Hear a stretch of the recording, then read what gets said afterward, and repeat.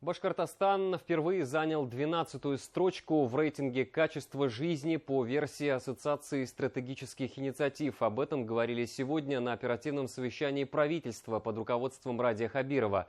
Башкортостан впервые вошел в число регионов-лидеров по качеству жизни, за 2 года взлетев с 40-го места на 12-е. Фундаментом для повышения этого показателя стали мероприятия, которые обсудили на оперативном совещании. На нем подвели итоги инвестфорума в Зауралье, международной книжной ярмарки «Китап-Байрам». Также речь шла о ежедневной работе, в том числе проверке аттракционов, установке пожарных извещателей нового поколения, трансплантации костного мозга в детском онкоцентре. Чем живет республика и какие перспективы впереди, в следующем материале. Маленькая пациентка начинала химиотерапию в старом онкоцентре, а завершила уже в новом. Центр детской онкологии и гематологии построили в рамках нацпроекта «Здравоохранение». Площадь объекта 18 тысяч квадратных метров.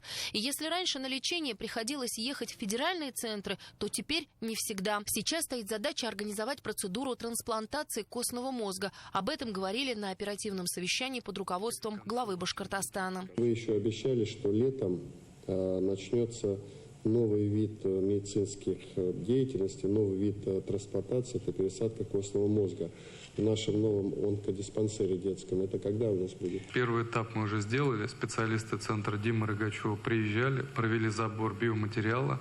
Он помещен в криокамеру. Как только пациент получит курс химиотерапии, мы сделаем второй этап. Это пересадка уже непосредственно пациенту. Когда все до конца сделаете, доложите, потому что для нас это некая новая страница, правильно я понимаю? Впервые в Республике Башкортостан. Так ведь? Да, так точно. Хорошо, я жду этого.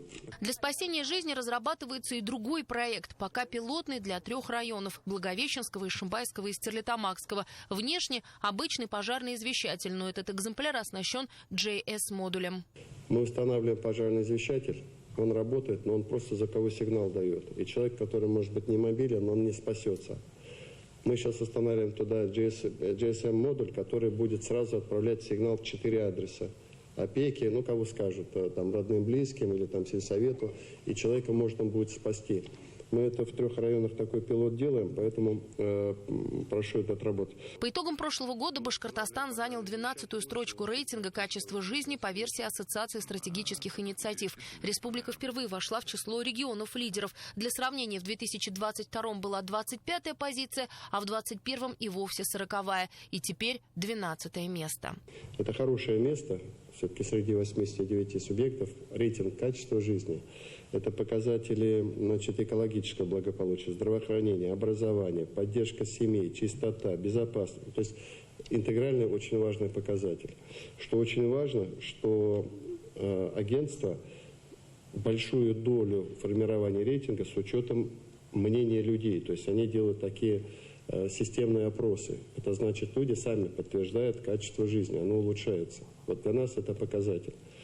Поэтому будем считать, что эту работу мы неплохо делаем. Но, подчеркиваю, мы же привыкли все-таки побеждать. 12-е место – это хорошее место, но надо двигаться выше. Также на совещании председатель Госсобрания Константин Толкачев напомнил о предстоящих выборах главы республики. Они пройдут в 3-дневном формате с 6 по 8 сентября. На очередном заседании Государственного собрания принято решение о проведении выборов главы республики. Голосование пройдет в течение 3 дней, до 6, 7, 8 сентября.